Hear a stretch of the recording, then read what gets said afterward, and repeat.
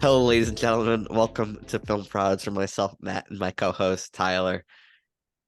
Hello. Oh, Providing completely unprofessional, as you can tell, and 100% biased opinions on the movies of today, tomorrow, and yesteryear. But today, we both have new mics, so you can hear my nasally, uh, sick voice yeah. I in was I was the thinking audio of a equivalent of joke. three.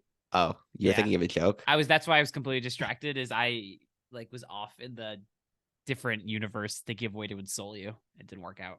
Yeah, remember last week when you sprung upon the haircut thing at me, Yeah. and I came up with like summer roast all at the same time. Yeah. I You told gotta that to you gotta Olive wake and up pretty early. yeah, What? I told that to Olive and she like very much agreed and like That laughed at looks like that. F. Scott Fitzgerald. Yeah. She's What can like I say? I she's like, just you ruined it. We're done. I'm like, great. Speaking of great, wonderful things, I went to Dunkin' Donuts this morning, which is a rarity in LA, and I was driving and I saw a guy with a Hobbs and Shaw t-shirt.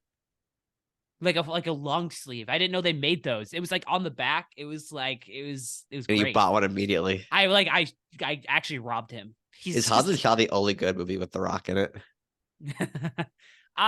yes, no. He's in like there's that movie, Oh, the first Jumanji movie is like okay. the first Jumanji. There's like a movie called like Faster, which I remember liking. Is Skyscraper good?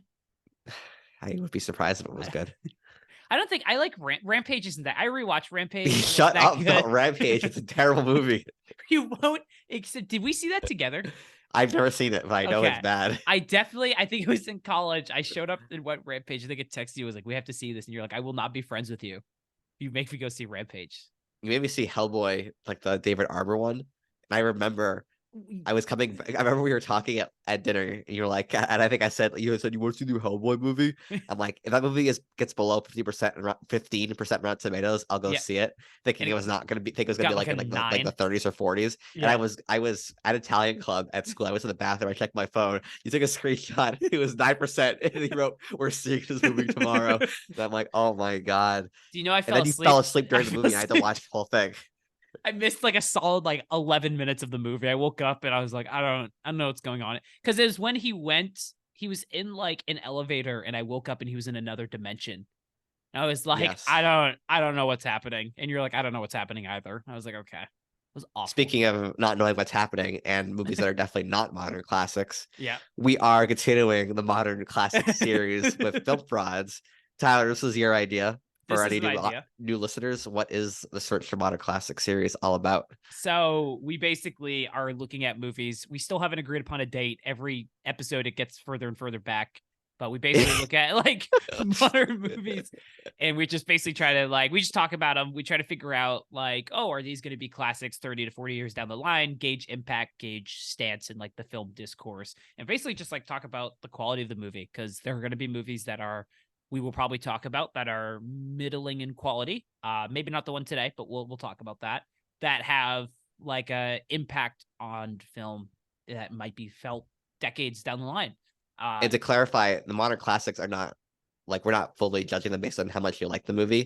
So, Yeah, for example, last week we did First Reformed, and like I gave it 5 stars, you gave 5 stars, but we both yeah, said it wasn't a modern classic because we just don't understand like what its legacy is going to be long yeah. term, mainly through things that are no fault of its own, just not a lot of coverage, not a lot of people are talking about it now, and even when it came out, it wasn't the biggest movie, Yeah. and no one from the movie was particularly elevated by doing it. So it's not like oh an A equals Yeah. modern classic. It's like we obviously if we like the movie, it has an impact on it, but it's we when we discuss at the end of the every episode is a modern classic. We're trying to take multiple factors in deciding it. Oh, absolutely. Yeah. I mean, we did that. There's a lot of like you'll definitely kind of I think we'll see this with the movie we'll talk about today, which we'll talk about maybe like, oh, it's the quality and the pushing forward of a person and a genre that has changed the last 15 years of movies.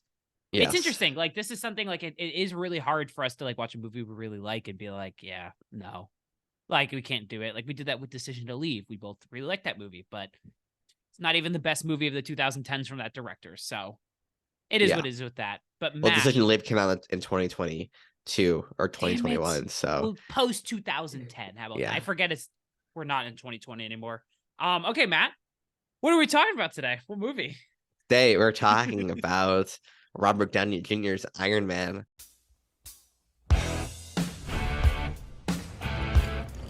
allowed to talk. Is that it? You can't talk? No, you intimidate them. Good God, you're a woman. Is it better to be feared or respected? And I say, is it too much to ask for both? Is that Robert 2008. Downey Jr.'s Iron Man? Is that how you Yes, do it is Okay. Rob. I mean, who else? I mean, that he runs the movie. So 2008, it is the first movie officially of the MCU. Yep. Is that correct? I think Directed so, by yes.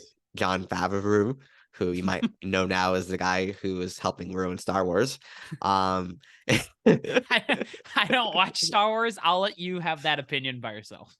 And it stars Robert Downey Jr. as the titular Iron Man. So I see this movie in theaters. I think I saw it either twice or three times when I was a little Matt, but I actually haven't seen it for like a long time since then. I've seen it at home, I think, before, like post its theatrical release, but it's been quite a few years since I've actually watched this movie.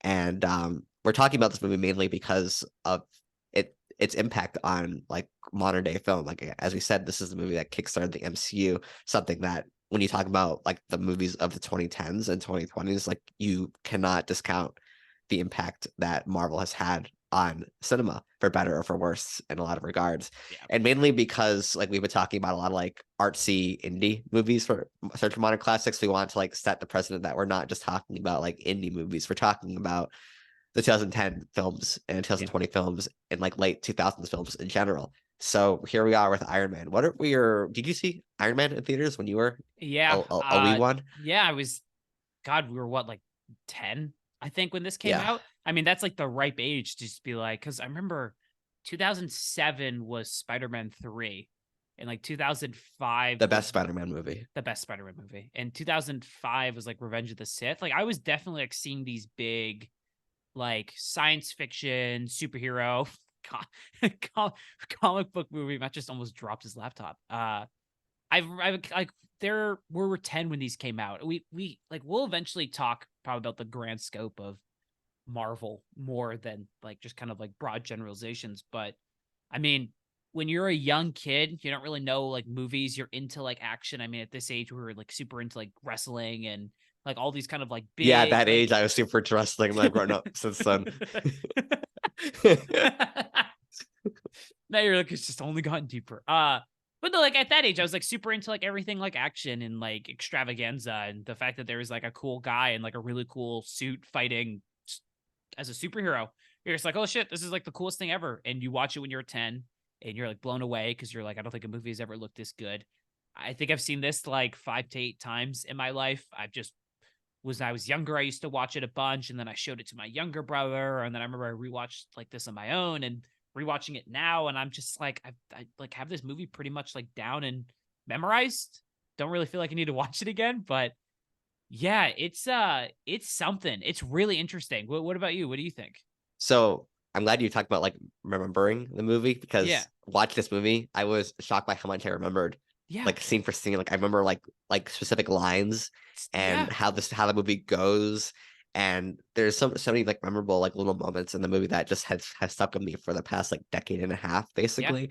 So probably like one of the strongest things I can say about it is like I accidentally had a lot of nostalgia for it more than I remembered. Like going through it, I like all the numbers were coming back to me.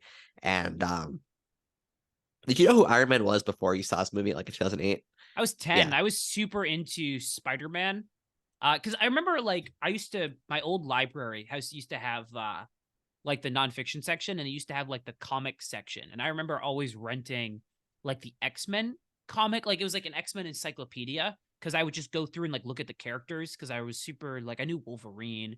I knew like those characters more, but Iron Man was like not an entity that I was very familiar with. Like I knew like I had like a Captain America and like a Hulk, like Fist, like the big stuff, but Iron Man, no, not at all. I What about mean, you? that's an interesting thing because like MCU is kicking off. It's Marvel kicking off at the MCU with a superhero that at the time was not as well known or well regarded as he is now. So it was bold in that sense. And I don't think I even knew who Iron Man was when I was little. I think I just saw the movie because I like superhero movies and I just wanted to watch it.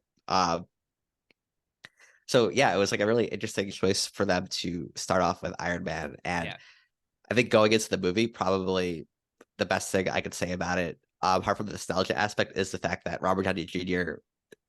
just kills it Like Yeah. his performance here is like, even though like I liked Iron Man and Spider-Man, I mean it's Batman and Spider-Man. I think watching Iron Man was the first time where like I related an actor solely to this role. Like, oh, like Robert Downey Jr. is Iron Yeah. Man, and like his performance is phenomenal and second to none. And even just from like the first scene of him, like when they're in the truck and they're listening to music, and he has like all these like really fast lines where like someone's like, "Is it true you dated like all 12 Miss months of the year?" And she Yeah. goes, "Oh yeah, me and Miss March had a scheduling conflict, but luckily Miss December were twins." Like things like that are just Yeah.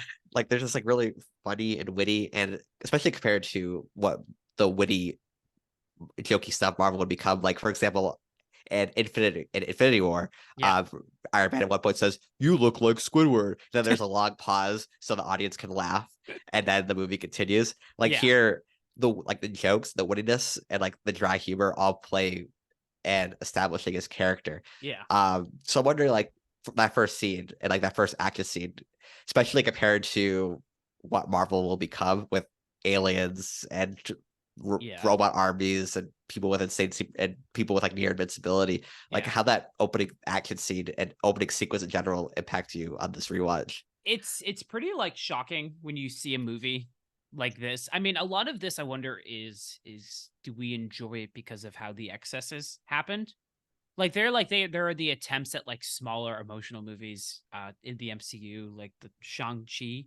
But those movies, I guess spoiler alert for them, still end with like a giant double dragon like battle. Yeah. And you're just like, but like this movie's like incredibly small scale. It's really interesting. Okay, so I was watching it and like my first thought was I was like, one, goatee kind of looks a little stupid. I'm not gonna lie. Like I was Oh, like, it's what? It really looks cool. cool. I think I'm a little like ruined because I watched Doctor Strange in the Multiverse of Madness. And he just looks like really like the weird hair. He just looks like somebody I'd be like, I don't know what that is. He looks cool, but it's one of those things of like I think it became too hyper aware that I was like Yeah. watching a movie last night. It's one of those like things. The opening sequence, it's like the biggest compliment that you said you can give this movie is Robert Downey Jr. For me, it's like the pace. Like the movie ended and I was like, oh, it's over 2 hours. I was like, wow, that was like really well done. This movie like starts, completely goes and like really doesn't stop. And you're right, like there's a lot of like subtle character building that isn't in other like Marvel movies at a certain point. That is either just like an exposition dump or is just like very derivative or cliche. And like there's actual like there's like an actual attempt at like establishing like a redemption story. Like he's kind of like a snarky, like egotistical, narcissistic asshole and becomes Weapon more, seller. yeah, and becomes just like a better person. And it's like interesting. It's like an actual interesting character. I dug it. I really like the first like opening stuff. And it's like it's kind of like gratifying, or it's refreshing to see like one bullet kills someone. Like the soldiers Yeah. all walk out and like they each get shot, and it's like Yeah. it's all from the perspective inside the truck. Effective. And even though Yeah. like the movie's fairly bloodless, but like it doesn't really shy away from like the impact of like when a bullet hits the car and like makes like a, an impactful sound and Yeah. things like that. It's like when you think of what's going on now, it's like people are like getting laser shots to the head and like there's no scar or anything, Yeah. or like they go, "Oh, well, I'll need to shave tomorrow," or something like that. Like That's a good line. Tyler laugh, which means he's part of the masses that likes Yeah. Phase You 4 said that line MCU. and go, oh, and I spill A popcorn line in I the air. literally made up on the spot. I'd have my phone out and be like, it's so recording funny. your reaction. Whoa. Whoa, it was funny. And I don't like that stuff. I thought, especially in the first scene, was just nice to see. It's like, oh, I remember when these movies were kind of quaint, and even like small things. Like at one point, Tony Stark takes a jet somewhere, and it's like an actual plane. Like it's actually footage Yeah. from a plane flying. There's And like now, sets. I would just think it'd be like, yeah, there's sets. Like now, I think of like we need to get somewhere. It's like in a giant ship, like hyperspace zooms Yeah. somewhere. It's like things like that are just showing how it has changed over time. Yeah. But I really liked the opening actually as well, like when he's building the suit, like when he's basically locked in, Yeah. he's basically taken captive by terrorists who are kidnapping him because it'll later be revealed that they were funded by Obadiah, who is Tony Stark. I call him Tony Scott, who is who is Tony Stark's business partner. But they're basically forcing him to make the Stark weapons that he's selling to the U.S. government. Yeah. And the way he builds that relationship with that Hungarian guy. No, he's not Hungarian, but Yinsen. yeah, Yinsen, and like how it builds up to him making like that first prototype suit. Like that first prototype suit, like in my head, like, the image of it is so nostalgic for me as well. What do you think of those like opening stuff with him making the new suit and him meeting his friend? I mean, like, it's like super, like, I mean this in the best possible way, but this is like a textbook in life. Safe, simple, effective, like, filmmaking. There's no fluff. Like, even his first interaction with, like, Yinsen, where he's just like, I'll be dead in a week. And he's like, well, it's a very important week for you. Like, it's like exactly like it, every line, everything just serves to propel the movie forward. There's no, like, wasted thing. It's like a closed set with like genuine stakes, with like an actual character who's like actually trying to do something. It's like effective. It's like, I don't really know how else to, like, you're watching it and you're like, I'm entirely invested in whatever's happening here. And even then, like within the first like 15 minutes, like he gets captured. You find out he's captured by terrorists, and then it flashes back to him a couple days earlier, where he's rejected, where he doesn't even show up for his reward award ceremony. Shows him selling weapons to the U.S. Army, and then flashes back to him being in like, you know, being captured. And it's like, when you think of, even though I really enjoy this movie, like think of like the Batman. It's almost 3 hours long, and even though it's great, like I don't even think the biggest fan of the movie could say like there are probably parts that could be trimmed down. I just like, rewatched the Batman like last month, and it's definitely like a certain point you hit, you're like, don't need this to be 3 hours. Yes, like there's definitely absolutely. Iron Man definitely, and like even this phase one of Marvel movies, because even Marvel movies have gotten longer since then too. Like there's like an efficiency to Iron Man that that is like admirable. It's not indulgent. It just keeps going, and nothing feels too fast, but nothing feels overly drawn out as well. Like we could argue against, like, this movie is not perfect. Like it's never like, no, these movies are never perfect. You could argue like all these criticisms we could levy against the movie, whether it's like underdeveloped villains, has been a complaint that Marvel has had for the majority of its 15-year like epoch dominance. Like these are not new complaints, but what it, like, I think a lot of this movie is like, going back and watching it, you look at it through the lens of what they've become now. You have fallen off more on Marvel movies recently than I have. I have seen them all up until Guardians, and I think I'm done. Like, I think that was it for me, where I'm like, these are the last characters I kind of have an emotional tie to. I'm good. I have no interest in the Marvels, which we talk about it running longer. Do you know what the reported runtime for the Marvels might be? 2 hours 45. It's like $1.45, I think. Whoa, really? Yeah, and it's like really, like, at least that's the rumor. Yeah. Within like the Marvel rumors realm. But it's like, knowing what it becomes and watching this now, it's like charming in how little it is. Like how simple and like I keep using the word like effective, but it's entirely like simple and effective. Like even like in that first Iron Man scene, like when he's killing that, when he's fighting the terrorists in the caves, like you very rarely even see the suit. A lot of it's like implied, because like the CGI wasn't what they don't have the budget they have now, or so there's a lot practical. It was like so there's a lot suit. of like actual like filmmaking being used. It's not like, oh, we have infinite budget, so we can just show 3,000 aliens fighting 3,000 robots. And it's this weird ugly gray background. It's like, here there's actual filmmaking being used to save money and then by saving money you're like adding style to it to a certain extent. And even when he gets back to his mansion, and there's like the scene where Pepper Potts, played by Gwyneth Paltrow, has to like replace his heart thing. Like there's no, like, it's a tense scene, but it's fairly simple too, and it's mainly character driven. It's Robert Downey Jr. being really charming, but also like adding tension to the scene, because like he could technically die, but it's like they're able to create tense moments without overly relying on like excess. It's like, Yeah. oh, he just has to replace his heart, but he could also die. But also, Yep. Robert Downey Jr., you like him, so you care in that scene. And Yep. Gwyneth Paltrow is also really, really funny in the scene as well, where she's Yeah. like panicking. She's like, oh, why is it slimy? And Yeah. things like that. It's like charming. It builds the yeah. relationship. Like there's a lot of like just good stuff. Like the like exposition dumps are a staple in most of these type of Yes. movies. But there's a difference between a character going like you're him, like you're that guy, and this is what I know about it. But like I think the exposition dump where it's like a presentation about who he is to a gala of people. Like it's like little in-world built ways to establish. And that's like a really character. that's like a believable presentation you would see for like an Elon Musk type today. Exactly. Like Yeah. you could believably see that. And it's well filmed. They do like entire magazine stuff. Yeah. And like that picture of Jeff Bridges like looking down at the world, like all Yeah. these like weird little like artsy things that are believable for Yeah. now, and it's fun. Yeah, it's a bunch of like super like rich egotistical people who are just like rich and egotistical, and it makes sense. It's all like watching this movie, because it's been maybe like 2.5 years probably since I've seen this. I think it's been a long time, and just watching it, you're just like, oh, everything is like good.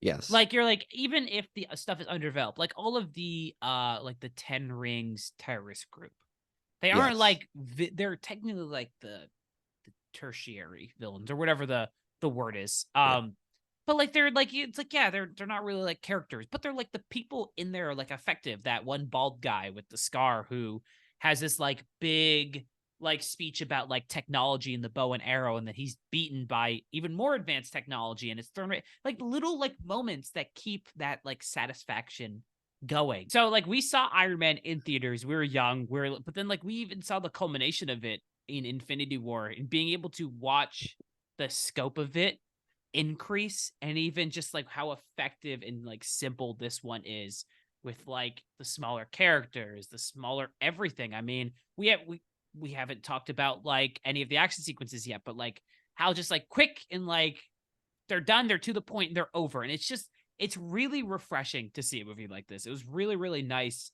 just after seeing like Ant-Man and the Wasp, like Quantumanium, where it's like an absolute train wreck of a movie, and then watching this and you're like, oh, this is like a good movie. Like I enjoyed this a lot. Yeah. I don't want to like bash all of new Marvel, because like I rewatched Loki season 1 last month. I think it's like the best thing they've ever done. On a rewatch, I was like, this is brilliant. But they definitely lost their urgency in their filmmaking and their movies.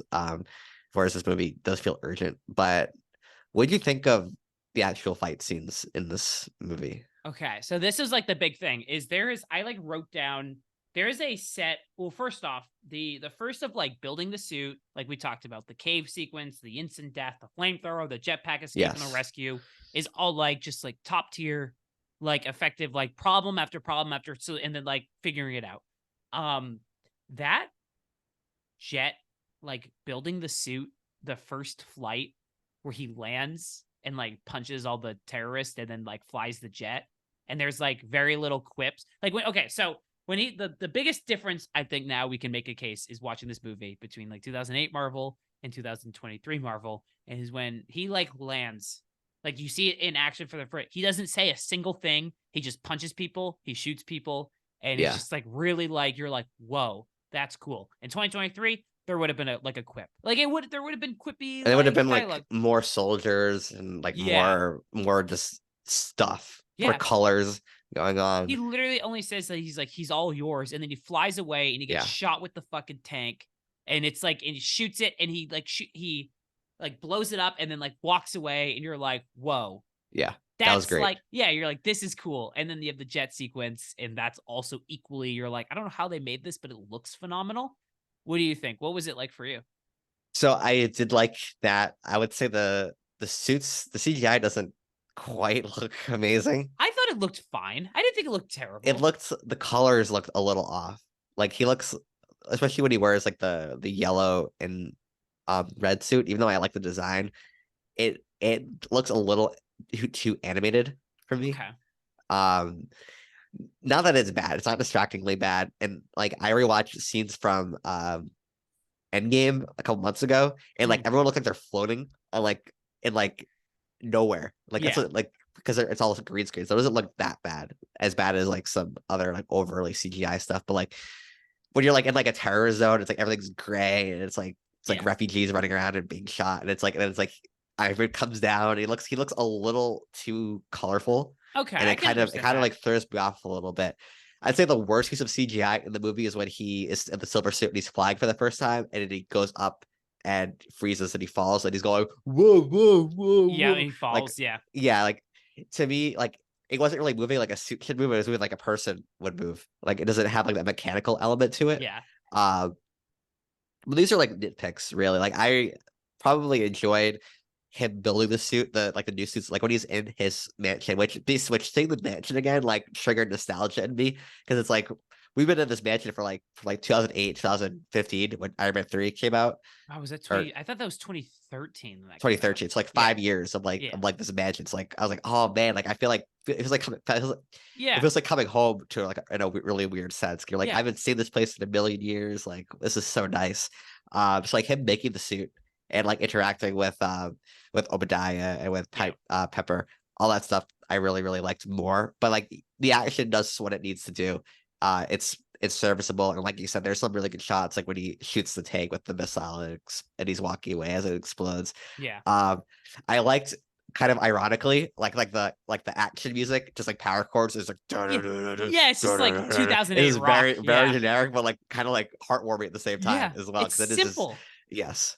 That was ultimately like, I think for me, this is what the movie, like even rewatching this, and this is like they've just like Marvel forgot about this, is that the best thing about the MCU is Robert Downey Jr. as Tony Stark, not in the suit or having to work around a broken element. Because like we could talk about the end fight where his suit's underpowered. He's dealing with like poisoning issues in Iron Man 2. The Iron Man 3 literally nothing ever works. That's why it's one of my favorite movies. But even like Infinity War, when he's like kind of at a loss of what to do when the technology only goes so far, or like the big like climactic moment in Endgame where it's more like the best part of these movies is always going to be like Robert Downey Jr. as an actor in a role where his character has to solve problems that aren't just putting him in an Iron Man suit. It's like it's the most effective, interesting thing that they do in this one, in Iron Man 2, and in Iron Man 3, which I will stand by is probably my favorite one of the three. Iron Man 3 is your favorite? I will talk about that after, because that might be I have to probably explain why, because I don't think people agree. It's just like, I don't know, like you're watching, like the jet sequence to me is like genuinely great. Like No, it's fun. It's surprising. The only like it made me laugh because like is Rhodes just like in charge of the military, like period? Because it's like he's in charge of Afghanistan, and then when he's flying in LA, like he's also there as well. It's the same room, and I'm like, wait, so is he just in charge of like everything? But like, well, there's but, like again, it's like it's like a superhero movie, so it's kind of funny in a certain extent. There's a lot of stuff, but we could nitpick. I wrote down some nitpicky stuff. My first one is like at the beginning, like, are there rumors? This is like 2008 of like him like banging all the models. Yeah. Like, I didn't think that'd be a rumor. There was also like when he's on the private jet, I'm pretty sure those are still like federally regulated. Like, I don't think you could have flight attendants who are just like, but he's a billionaire, playboy, philanthropist, genius, Tyler. I was watching that. I'm like, I think they broke some laws there. I'm gonna be honest. But he's so charismatic. That's what matters. He is charismatic, yes. Or when Rhodes is like in a very busy room and he's like, you're saying you, Tony Stark, are in that suit? And the guy's like next to him is like, you have anything for me? And they cut and they're like kissing basically of the distance. Yeah. Yeah, that stuff where you're just like, you can nitpick it and anything like that. You could nitpick there's the science of it where it's like he'd be like liquefied if he went from like going that fast. It's just like stupid stuff, but like it ruins all the fun. Like, yeah, again, like we're not like Cinema says or anything. Like we don't really care. It's just like kind of funny to like look back, and it's like when you were little, you think it's such a genuinely great movie to you, and you're like everything is like you take it so seriously. And then when you're older, you're like, oh, this is kind of goofy. You're like, wait, it's like how is Terrence Malick in charge of all of this? He's just Yeah, so there's like a little. I mean, Terrence Howard. What is his name? Terrence Malick. I think it's Terrence Howard. Yeah, I can look that up real quick. Also want to talk about Jeff Bridges, Obadiah. I wrote down. He looks really good as a bald guy with a beard. He's got a good head He's a shape. good-looking man. Yeah, I will say that. that was my But notes. so speaking of like when I was little, watching. So I saw this with my friend, like my elementary school friend, for the first Yeah. time, and I wanted to see it again with my dad. And Yeah. I'm like, Dad, you're never gonna guess who the villain is in this movie.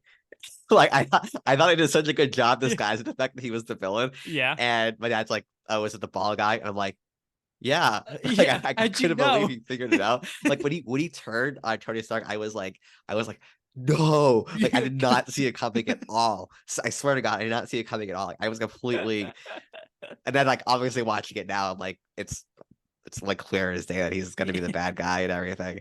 Because I didn't know who Jeff Bridges was, Yeah, when he's I just was like 11, so yeah. like didn't really matter. But I think he's good in the movie. He's like hammy. He's like campy, like Towards over the the end, top. he's like one step away from being like, I'm gonna get you, Iron Man. Yeah, Like that's like he's like "Fine." 1 degree below that, Yeah. and it's amazing. He's like entirely of like you buy him as a mentor, you buy him Yeah. as like a business head, and then when he's like throwing down in a giant fucking suit, you're like, okay, why not? But Sure. it's like again, like this is what I'm talking about with like effective filmmaking, is you have that scene where you have established like the character of Tony Stark. You've established like these characters, and then when he ultimately betrays and he does like the little switch thing, and he like takes his heart and he's like, and I hate for Pepper to she's gonna die too. And you're like, the stakes are there. You're like, you're in it because He's just gonna kill her for no reason. he's gonna at kill all, her for no 'cause reason he's the bad guy. yeah, because she like did the documents, which by the way, she was in his office, right? Like that was Yeah. like okay. I was watching that. I'm like, I'd probably be suspicious too. Yeah. That makes sense. But yeah, I don't know. It's like Also, like when she's watching the video, she just types in translate, and it translates all the Arabic. yeah, it's just like it's stupid stuff. You're just like translating. Yeah. He's like, I can't believe you, Obadiah Stane, are the one who paid us to Yeah. kill Tony Stark. You're like, Conveniently, right when she hits translate is Yeah. when it all comes up. Yeah, I love it.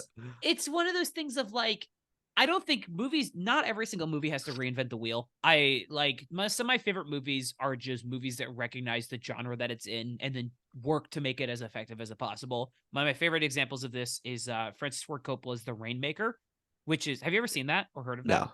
It's Matt Damon plays like a lawyer. It's like the cliche, like young hotshot lawyer is in a case that turns out to be more, and he's way over his head, but there's a love interest, and he actually turns out he wins. It's like so genre simple, but this is like, take an action movie, make it a superhero movie, because you have like the stereotypical, like the bad guy is evil, like I'm going to threaten the love interest, and you have all these cliche moments, but the thing that stands it out from the rest is it's like good.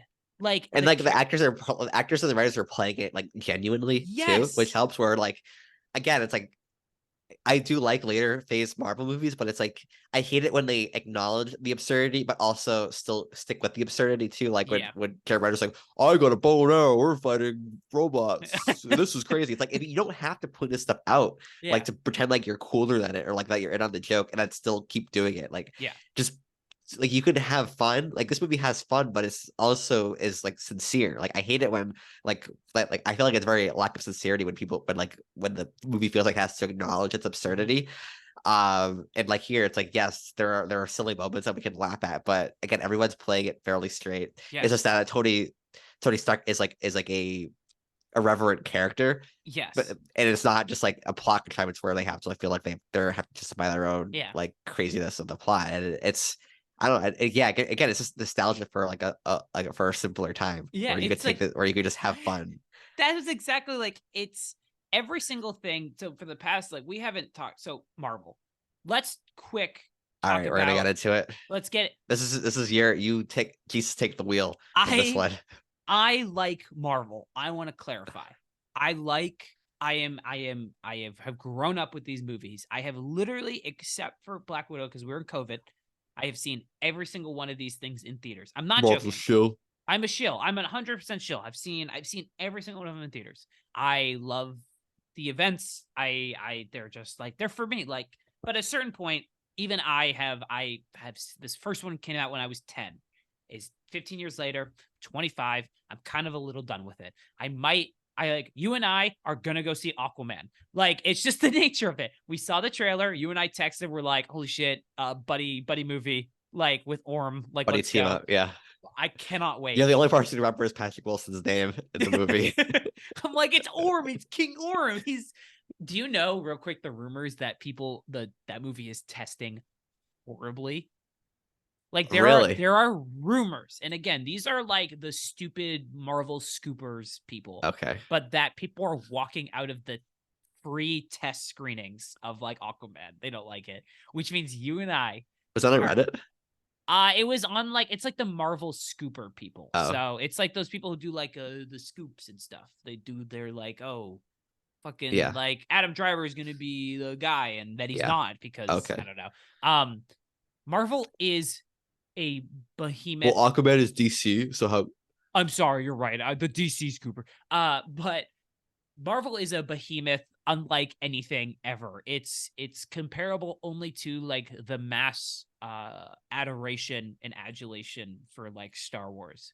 It's But even arguably- then, it's like Marvel was batting 100 for My a decade God, yeah. plus, whereas Star Wars had like a pretty decent first movie, We- and then we'll get into the Last Jedi pretty Well, soon, but yeah. like, and then it just literally went off the tracks after a Yeah. couple rails. Marvel has made what, over 30 something like properties. They are batting Yes. like the majority of these Marvel movies I enjoy. Like I think are good. Like I enjoy. Like they did it like from like Iron Man to Endgame, even though like, Yeah. I don't love every movie between. Like they had a story they wanted to plan out, and they did it perfectly, and they made just a crap ton of money Yeah. along the way. Yeah, like I will stand by that. Even a movie like Eternals, which people fucking hate, I think is a good movie. Like I like Loki season 1. I'm with you. It's like very, very good. I'm a big fan of like Captain America: Winter Soldier. I even think like I rewatched it, First Adventure, Captain America: First Adventure. it's good. It's a legitimately really good movie. It's a good movie, and I like the first Thor. I don't think Thor: The Dark World is that bad. The only Hey. ones that I'm sorry. Oh, okay. No, I If you think it's said, if good. you said okay, I think you said if you thought it was bad. I was Yeah, I don't think I got it's that very bad. self-conscious for a second. I was like, don't you say the bad about Thor: The Dark World? I think Malekith's the greatest villain. you're the only. I remember King Orm. You remember Malekith. That's Yeah. that's where we We're stand. doing Thor: The Dark World someday. I just hope you know that. I'm okay with that. We'll do a Thor: The Dark World, Aquaman: The Lost World. Double Yes. feature on film fronts.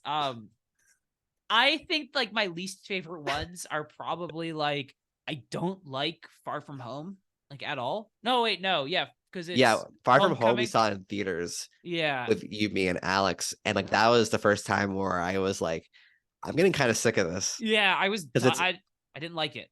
Yeah, You didn't like it. I think you liked it even less than I did. yeah, I didn't like the movie. Period. Like I never even bothered to watch No Way Home after.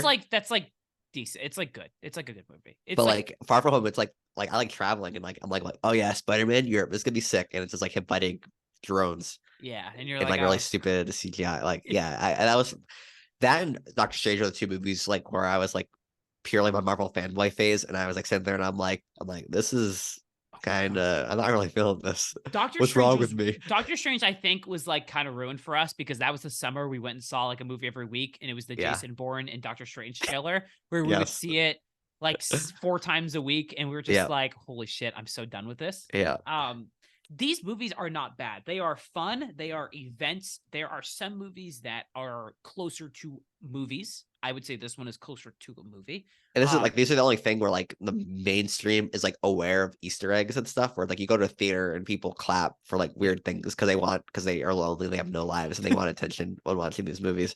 We really like, don't like what- people clapping in theaters. That's at least for me. I do not like people. I remember when we saw clapping. Infinity War, like there was an older gentleman sitting by himself at the movie, and every time like there was like a reference or like a joke, he wouldn't say anything. He would just go He would just clap. Yeah. like that was the one time he interacted with people. Yeah. Uh, No, for- it's really like it's the culture around Marvel movies it's hard to criticize because you have so many people who have seen it and will fight against it. and they got Like- you to care about like the Guardians of the Galaxy, who no one Yeah. heard of until the trailer came out, and like Yeah. because you had such a trust in like the MCU, you would Yeah. go out and see it and you would be open minded to it, Yeah. as well. They're spoiling this trust now though. I mean, it's like there's always going to be the tried and true method with these movies is if you make good movies, people will show up.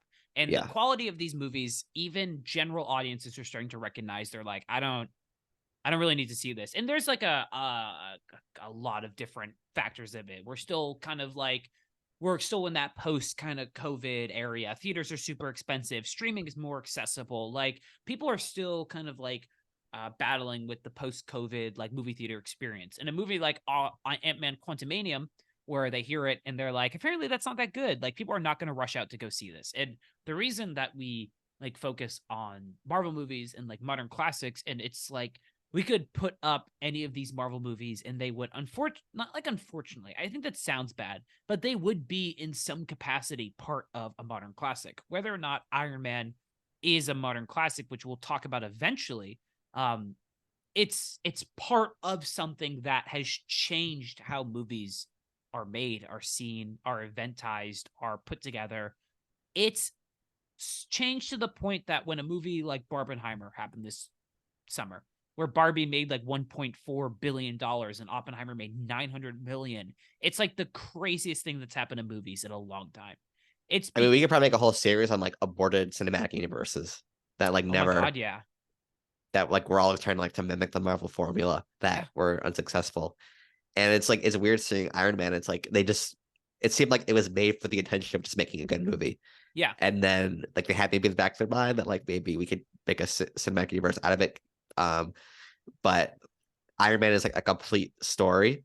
Yeah. And there like really aren't any references outside of the main conflict. Yeah, and the post-credit scene. Like that post-credit scene is one of those things where you're just like, oh, they're maybe setting something up. But you're right, the story has a narrative endpoint. It leads you going, I could see more in this series, but I don't care if it's connected to the same world as like the Incredible Hulk, which came out as the second movie, and Tony Stark's in the and like the what's it called, the end credits for that. But you're right, like even going to like the end fight, which is like I watched it and I forgot how like simple it is. Yeah. It's like 5 minutes and kind of ends with like a quick little thing, and you're like, oh, cool. You're like, that's great. Yeah, it like, gets the point across. Yeah. I just think of like I watched Shang-Chi over the summer, and like I was enjoying the movie, and then like that final fight just happens, and it's so unnecessary. Yeah. It's like you had like a cool like John Woo-esque kung fu movie with some magic elements, and then it's like an obligation. Like we gotta make it epic, we gotta make it big. And even like when I watched Guardians 3, even though like I really enjoyed Guardians 3, like I didn't even stay for the post-credit scene. Like I don't care. I didn't either. I'm at the point now where I just don't care what they're like. If it's a good movie, I'll see it, but I don't care just based on the fact that it's part of the cinematic universe alone. Yeah. These movies, regardless of your stance on them, whether you're a high like you love film or you love seeing like the Marvel movies as like the thing is, these movies got me into movies. Like these events were what like not like kept me going, but they're always something you're like, oh shit, hey yo, we have to go see the new one that comes out in like 3 months, and you're just like, you're like constantly, and it's in the trailers and it builds and builds and builds, and you see it and it becomes an event.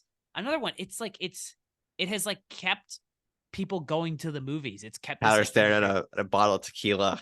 He's like, I'm gonna do it. And then he gets a notification on Flexster saying, new Marvel trailer out. Oh boy, a reason to live. Let's go. I go home and I just stare at a wall. I just check them. It's like new Marvel movie coming out in 29 days. And I'm like, just cross off the thing on the wall. I'm like, all right, one more. No, it's like it just like keeps it going. Like I took a bunch of notes about the movie, but I don't really think it like matters. Like I think this movie it does exactly what it needs to do. Yeah, and it's hard to like. I mean, we were basically saying like it's precise. It does what it needs to do. It's really good as well. It doesn't, but it's it's well ran. And Robert Downey Jr. just is infinitely watchable in this movie. He carries. It's like. Is he the best? I feel like casted? the MCU has become like CGI or like spectacle driven, but like this movie and like this phase of Marvel is more character and actor driven, which is interesting to see.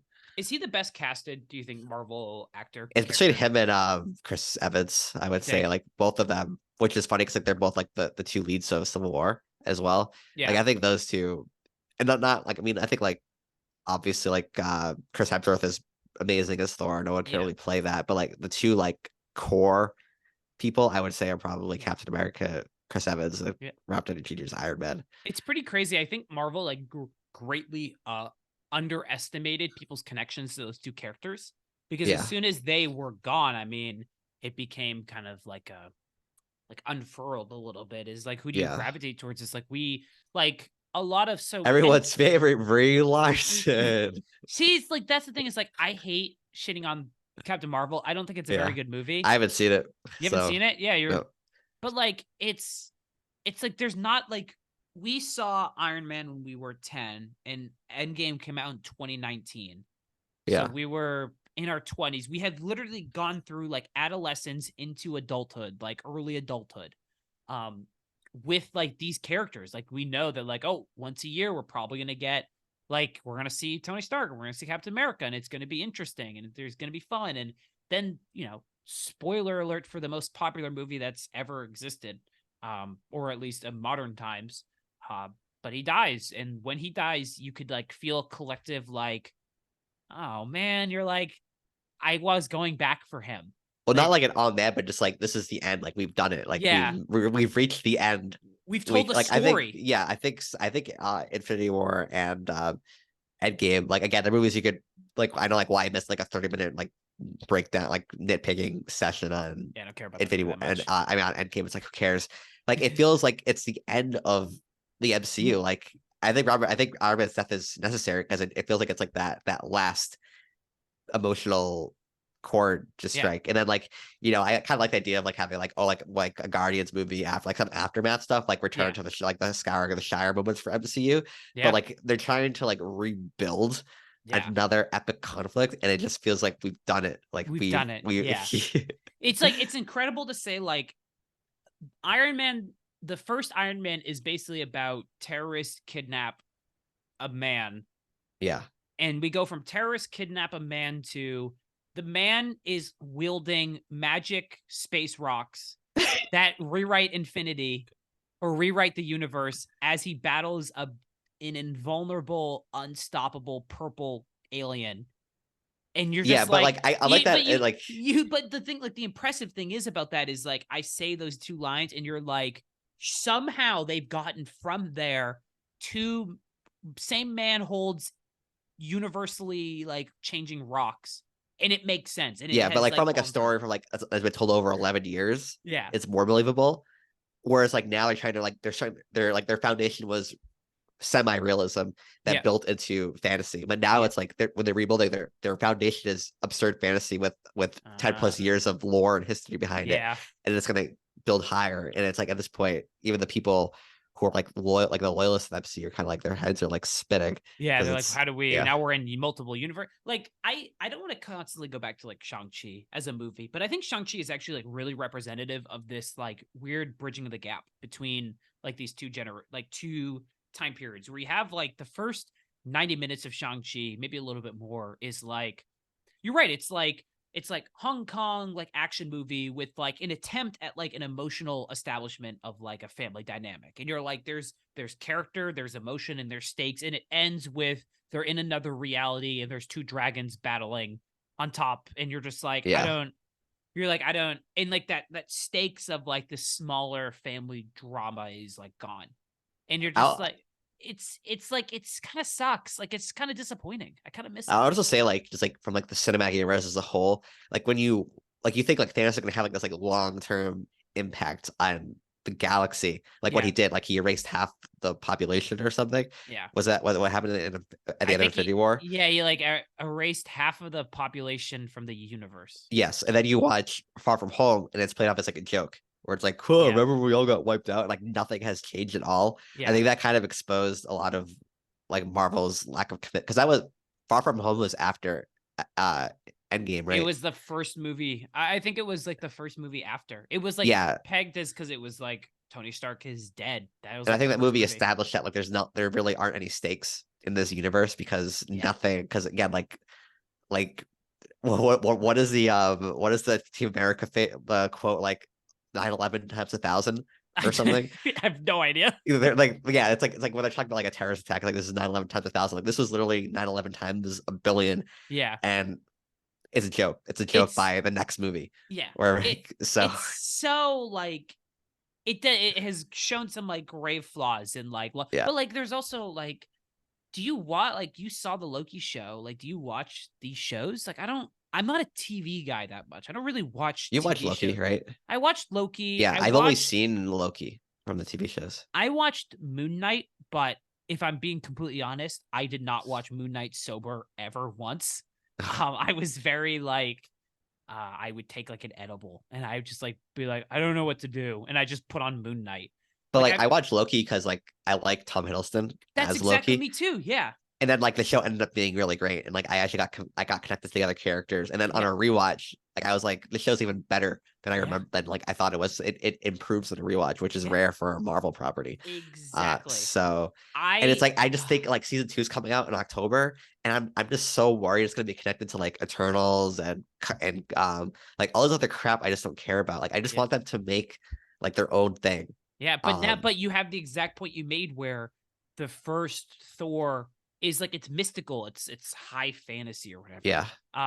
And they're still like the brother and brother dynamic. And the first Loki season is they're literally like in outside of time, in a time traveling, like multi-universe. Like it's just like, and now you have to progress the story from that point even forward because you need I mean, Iron Man 1 is literally like really low stakes, but with stakes. Iron Man 2 is another guy in an Iron Man suit. Iron Man 3 is like a bunch of Iron Mans. Like every stake builds off of the other one. Yeah. And at a certain point, you collapse under the own weight of 30 fucking 8 movies and TV shows and which is what made properties. Loki season 1 so brilliant, because like the climax of 10 episodes of Loki was just a conversation in a room. Yep, it's why and it's that's great. part of what made it Yeah. so compelling, as they built up to it. They didn't need 3 ancient mythical dragons flying around eating each other in your John Woo-esque kung fu movie. Yeah. It was like they had like their spectacle elements to it, but for the most part it was just character driven, and you are emotionally invested in Sylvie and Loki, and Owen Wilson just shows up and gives a phenomenal performance as Mobius. And yeah, again, the conflict at the end, the big climax of 10 hours of television, is just a conversation, and it is so rewarding. It's effective. Like this is Yes. like this is exactly, it's like we clearly, like when Marvel like breaks it down, we are children of this generation. We will always, I think, at a base level, we will probably be more lenient and more forgiving when they are decent. Because we have probably sat there and like deep down some psychological connection, we are connected emotionally to these movies, which makes it even more disappointing. And I think you're starting to feel this with general audiences when they kind of just aren't good. And you're like, man, like there were like 3 staples in my life, and it was like death, taxes, and like a Marvel movie, like every like 4 months, and like a good one. And even the lesser ones, the older lesson ones, were still like charming. Yeah. And it's weird that they've become just this. And now they've become so satirized, and they've become so, we'll talk about film culture more in the next episode. This is actually like a pretty good 2-part. But they've become so ingrained with like banal film culture and like film criticism. They've become their own economy of that in their own right, with entire people having their like ideas and personalities shaped around this kind of stuff. And that's not the first time. It's like, but it's just in our current contemporary film culture, it's really, really interesting to see this like slow fall from grace. And it kind of sucks. And it kind of makes me sad, because I like seeing these movies and I like going to the theaters, but I don't really have a desire to anymore. Like, what upcoming movie looks good to you? Like, what do you care about coming up besides Loki season 2? With Marvel? Yeah, like what are you gonna see? Nothing. Now that Guardians is done, like I'm good. There's like Thunderbolts, which Steven Yeun is gonna be a character. Steven Yeun. Okay. And I'll I'm probably like, watch that. I was like, I really like Steven Yeun. I'm like, he's really good. But like, I don't care about the new Captain America movie. I didn't watch the TV show. I didn't want to watch a TV show about it. There's a new Captain America movie with Anthony Mackie. Yeah. They're making a new one. They're like, I guess I'll see Spider-Man because I like Spider-Man. But like, I don't, like, what's next? Like, they're making a Daredevil TV show. On top of the one that was good. I think that they canned. Yeah. But they're like, that character's back. Like, Charlie Cox is back. John Bernthal, I think, is back. Like, they're bringing back John Bernthal as well. Back, but they're like they're making a Deadpool movie in the Marvel that's going to be R. But like Wolverine, Even then, it's like Logan had such a great send off, and then that's they're resurrecting exactly the him fucking to be thing. with stupid Ryan Reynolds, who is the worst actor of all time. With Sean, do you know that Sean Levy is rumored to be the person who directs like Secret Wars, like the big one? Who is Sean Levy? He's the guy who does like fucking Free Guy and Adam Project. He's the Ryan Reynolds Oh, guy now. But like we talked about this with Birdman, but like we had the ending with Logan. Like, why the fuck are we going back? Like, we're good. Superhero movies are so fascinating because they are in essence money making ventures. Like, and even with Guardians 3, it's like I'm sure if James Gunn had full creative control of that movie, yeah, like people would have died in that movie. Yeah. But I guarantee that Marvel told him he couldn't kill off any of the actual Guardians because just in case they wanted to come back, if they got offered enough money, they could come back. They could do a Star-Lord series or whatever. Star-Lord is gonna, because Chris Pratt I don't think is giving this up, but Dave Bautista, I mean, dude, Dave Bautista's fucking done. He'll never come back. Yeah, he was really angry at Disney when they just dropped James Gunn. I think he yeah, he like did it like is it him in Infinity War? I mean in Endgame like CGI or something because he didn't like show up to it's weird because he was basically just like he's like I'm in my 50s. It's so fucking. He was in. So the whole thing was like with Dave Bautista, he's been clearly like he's like an actor, like he's really good. But he is like it's so hard to maintain the physical fitness that I'm in. I have to be in fucking like paint the entire day. It takes so long, and that's why he's in like a shirt more. I think in Guardians 3 because he's like I don't have to be in good shape. But Zoe Saldana, who plays Gamora, is done. But they actually like tried to the characters a character send off. Like if we never see them again, we know that they got an arc. It's like I just don't. There's like so much shit, and it feels so like just scattered and unorganized. And now you have the strikes, and you had COVID. It's all messed up, and they should have fucking taken like a break from Endgame. After Endgame, there should have been like a 2-year break from movie, but they never can because they're properties and the properties make money and they make a lot of money. Which is funny because like Iron Man proved that if you are like careful, like if you show a reservation, good things will happen. Like unlike the Mummy movie where it was like it's like here's here's this guy and this guy, they're all here. Like here, Iron Man is just a movie, and then slowly, little by little, it built into an Avengers movie. The Avengers movie did well, and then they went from there. Whereas like now it seems like Marvel, it's like if Marvel would just like show reservation, like let's just take some time off, and then like wait 5 years, God forbid. Dude, but like I would have no idea if I hadn't grown up with this and I was just like, you know what, I've never really watched Marvel movies, I want to get into it. And you're like, okay, well, you have about 33 movies, you have about 7 TV shows, good luck. I would be like, I'm not fucking like, why would I catch up on that? Like it's almost too big now and they have to scale it back.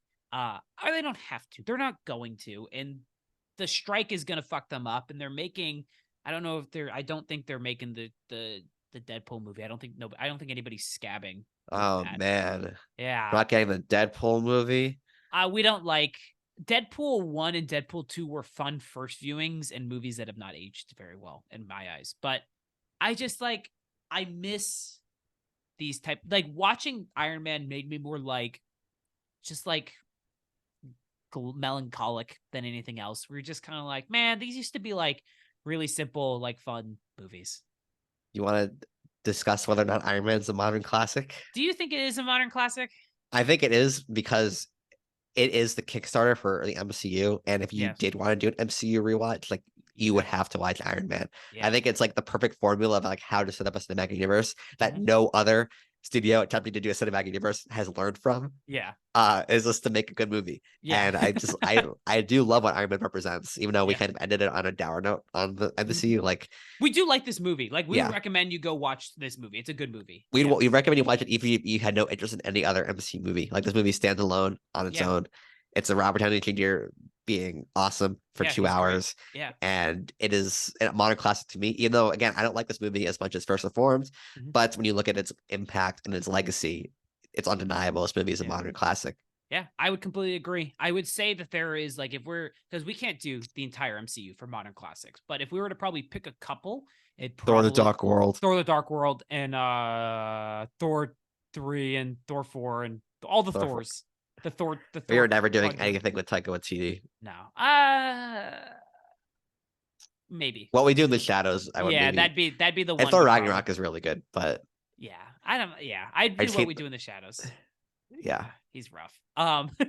So ultimately, I agree. he's having a bad time. He's having a bad time. I agree. I do think this is a modern classic. I think if you were to argue for any other MCU movie, you would have to go for probably this one. You'd have to go for the first Avengers, Yeah, which is, by the way, when was the last time you've seen that movie?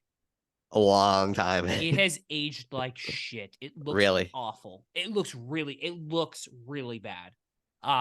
It doesn't look terrible, Yeah, but you're watching it and you're like, it looks glossy and artificial and weird. It'd be this one, it'd be the first Avengers, it'd be Infinity War, and it'd be Winter Endgame. Soldier. Winter Soldier was a huge. Winter Soldier was huge, but like, what are the key? Like, if you're like, what are the movies? Like, it's the first Iron Man because it set it up. It's the first Avengers because that was the first like big team up movie that established the groundwork. Then you have the ultimate like culmination in Infinity War, and then Infinity Endgame War is like our Empire Strikes Back of our generation. Yeah, I would predict. Yeah, that was like I had fun watching that with you. That was like we left and we're like that was a good movie. And then Endgame is the highest. I just remember seeing so many little kids having the 1,000-yard stare as they watch all their favorite superheroes die helplessly, and they aren't aware of the meta that there's a sequel, so they're just like, are they a dead? kid was literally like traumatized.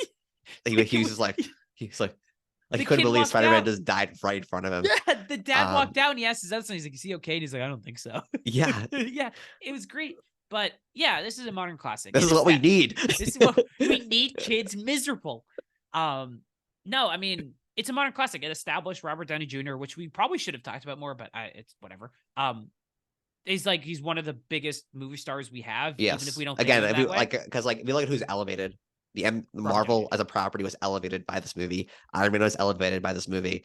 Robert Downey Jr. was elevated by this movie. So many people, Jon Favreau would direct several more movies in the MCU. Yeah. So everyone who worked on it was elevated in some way. Yeah. It launched everything. It is, if you look back at what modern blockbusters have become, it is like, this is the staple. Like, you have to start at the beginning. If the MCU is the most important thing in movies in the 21st century, where does it begin? Martin Scorsese he was just walking around. He went. He just shuddered a Yeah, little. he had like those one of those like disgusting burps in your mouth. He just went. What just happened? Like somebody just cursed cinema. Yeah, I mean, I like him. We definitely are down. Like we have more existential feelings about MCU, but we like it and we grew up with it, and it really sucks just to see what it's become and what it's doing and the whole 9 yards. Iron Man is not a roller coaster. I will say that. It's a movie. It's an attempt It's a at movie. Yeah. It's an attempt at like there are 90s action movies and like generic action movies, and this one's one of them, but really good. Yes. That's it. And there's an Iron Man suit, and he fights another Iron Man guy at the end, and it's Jeff Bridges with the bald haircut. And he's being very hammy, and it's amazing. Yeah, it's great. And there's like kind of sweet moments in the movie with him and Pepper Potts, and you're like, that's cool. It's just like, it's cool. It's fine. I'll have more to say about modern film culture probably in the next episode. Yes. Speaking of the next episode, Matt, we kind of hinted already, and I think you already said it. What are we talking about next week? I'm trying to think of a quote from the movie, but I can't. I can't think of anything from that movie either. We're talking about The Last Jedi. I haven't seen this movie since theaters. Really? Yeah. I've seen it once in the I saw it twice in theaters, and I haven't seen it since. Okay. Well, I remember thinking it was decent. We'll see what happens. Are we recording that next weekend? You want to do it next weekend? Yeah. Okay. I don't need 2 weeks to watch The Last Jedi. I don't need that to sit with me. All right. Misery. Okay. So, Matt, any final thoughts? We did vote Iron Man to be a modern classic that now joins the echelon of what? Once Upon a Time in Hollywood. And Birdman. Birdman. Yeah. And Iron Man. 2 movies with man in it. 2 men in it. All of equal quality. All with men. All about, we have had very male dominated. Yeah. White movies. cis male dominated movies. Yeah. We're gonna be confused with Kirkland. Guy's gonna be like, these film fraud guys really know what they're talking about. They're really on my side. And we're like, no, shit. Yeah, we we- gave Park Chan-wook the self-created movie. That's not a modern classic. We voted that one down. We gave the one about environmentalism. We're like, nope, that's not a modern classic. Oh no, but we went the Oh, one man, about we're manly grifters. Hollywood and We're manly grifters. men. Yeah, Matt. Oh no, we're becoming indistinguishable from them. What's our next one? The We're Last gonna make a video Jedi. about how Kathleen Kennedy's gonna get fired tomorrow. Oh god. Oh my god. And our next one after the Last Jedi is even more manly. The Irishman? Remember? Yeah. Yeah. Yeah. We're not. Okay. We Oh don't- God. Oh well. All right, Matt. Where can you find the podcasts and that stuff? On Apple Plus, Apple Podcasts, Apple Plus. Spotify, and Yep. YouTube. Absolutely. Okay. Well, we're gonna go. Matt and I are gonna go talk again in like 3 hours and play Minecraft because we're really Yeah. cool. Thank you guys for watching. I hope you guys enjoyed. We will probably be talking about this stuff in some capacity more in the future because it's impossible to escape, and these movies are gonna still come out, and internet and film and movie discourse has changed forever because of these movies, and that makes me sad. So, all right.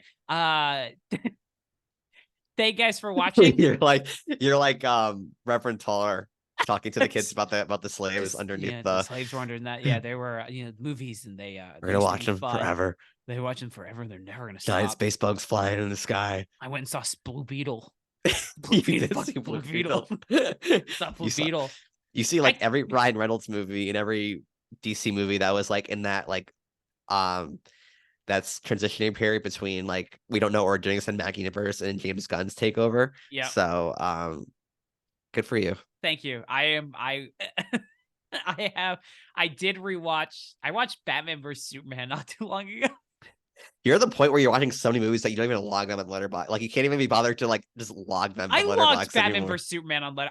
Like out of boredom, I rewatched the 4-hour Justice League again in one sitting. I don't have standards anymore. I like sat down on my shitty couch in my apartment that's broken, and I like didn't move. And then all of a sudden it was over. It was like I started at 11. It was 3:15. I was like, what have I done with my life? 4 hours of that shit. Your grandchildren are gonna be like, Dad or Grandpa, tell me about all your party stories, like living in LA. I'll be You're like, well, well, son, well, I watched all 3 Maze Runner movies in one sitting. while Did you at know work. there was in 24 hours, I watched 7 of those hours was Marvel and Batman movies and Superman movies or whatever. It was wonderful. I'm so great. On my laptop where glares where the lights shining in. I couldn't I'm- see shit. I'm just looking It's at super smudge nice. stains. It's just shit. It's just like it's like, what were you doing in the beautiful summer of LA? I'm like, I was inside watching fucking Justice League. What do you want? What do you want? you punch your grandson. Like, this is art. We go put on Ironman 3 again for the 100th time. Okay, all right, I'm done. Your grandkid's gonna be like, you're forcing him to watch Spider-Man 2, and the Yeah. second he's like, wow, this movie seems kind of misogynistic. You're like, shut up, Shut up, you don't get it. Or they're like, wow, I found your old Letterboxd, and it's like, wow, you watched 63 movies in July. Are you okay? What happened to you? I'm like, I don't know. I was in my prime. I was in my prime, 2 movies a day, crushing it. All right, I'm done. Okay. Matt, thank you for listening. Not you. Wait, what is the most movies you watch in a month since Letterboxd? It's gotta be over 45, probably, I bet. It's gotta be like there's I think in my peak it was probably like 45 to 50 in one. I almost got to 20 in August. I got to 19 in August, and like I'm so proud of you. That like took a lot out of me. took a lot out of your soul. Yeah, I was like, I watched 19 movies in a week. yeah, it's a piece of cake. I really could, like, honestly, like, it would be no issue. Like, I finished like Roman J. Israel Esquire at like 40 minutes left of that, and without taking a break, I just immediately put on Iron Man and watched Iron Man right after that. Like, it was great. Like, I was having a blast. That was awesome. I like literally like ended and I was like, that was a pretty bad movie. And then I clicked on Disney Plus and I started Iron Man. I didn't move. It's like, wow. You're gonna get a UTI someday just from watching too many movies. I just don't piss myself. Like, I can't waste those minutes. If I want to break my record of 45 movies in a month, I gotta start buying diapers. Yeah, shit. I'm like, oh god, Amazon them. No, but then it was like 5:30 when I finished, and I was like, what do I do now? I was like, I should just watch another movie. And I was like very tempted to just immediately start another one. It was great. I was having a blast. I was just covered in pee and poop. Just not stopping. I have a great idea. This novel just hit me. Like the muse just came down and told me this idea for a story. It's Finnegan's Wake, but it's the stream of consciousness of you. And literary critics for the next 100 years are going to be speculating on what movies you're watching. Because I'll never say the movie titles of what you're watching. I'll just be in your head reacting to the movies as they're going. Yeah. And then I'll be immortal. I will be immortal from writing this book. And some people be like, what movie is this Tyler you're talking about here?